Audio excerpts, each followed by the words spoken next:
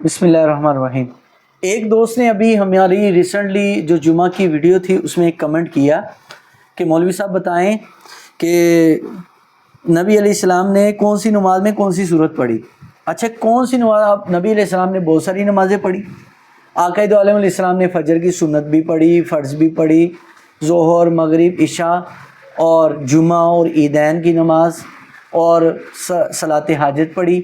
اب آپ کون سی نماز یاد کر رہے ہیں؟ چلیں جو احادیث میں آیا جو کچھ میں اس کا خلاصہ آپ کے سامنے عرض کر دیتا ہوں۔ نبی کریم صلی اللہ علیہ وسلم فجر کی سنت میں سورہ کافرون اور سورۃ الاخلاص پڑھا کرتے تھے، اور فرمایا جس نے فجر میں یہ سورہ کافرون اور سورہ اخلاص پڑھی، فجر کی سنت جس بندے نے پڑھ لی، دنیا اور ما فیہا سے بہتر اللہ تعالیٰ نے اس کو عطا کر دیا، یعنی وہ دنیا کا سب سے مالدار بندہ۔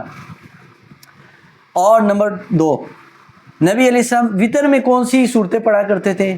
جامع ترمذی میں ہے کہ آقا دو عالم صلی اللہ علیہ وسلم جو عشاء کی وطر ہیں، وطر کے اندر سورہ سبح اسم ربک الاعلی پہلی رکعت میں، دوسری رکعت میں نبی صلی اللہ علیہ وسلم سورہ کافرون، تیسری میں سورہ اخلاص پڑھا کرتے تھے۔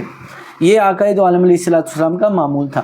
اسی طرح نبی کریم صلی اللہ علیہ وآلہ وسلم جمعہ والے دن نبی علیہ السلام سورہ اعلیٰ پہلی رکعت میں اور دوسرے رکعت میں سورۃ الغاشیہ، اور اسی طرح نبی کریم صلی اللہ علیہ وآلہ وسلم جمعے کی فجر میں سورہ سجدہ، الف لام میم سجدہ اور سورہ جمعہ یہ پڑھا کرتے تھے۔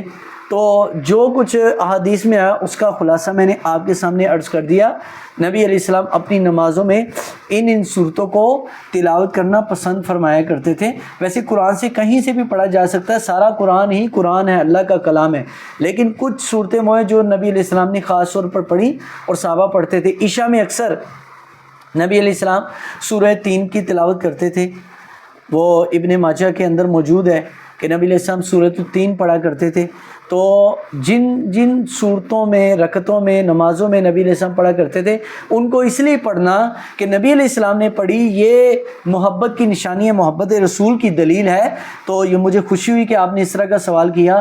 اللہ ہمیں عمل کی توفیق عطا فرمائے۔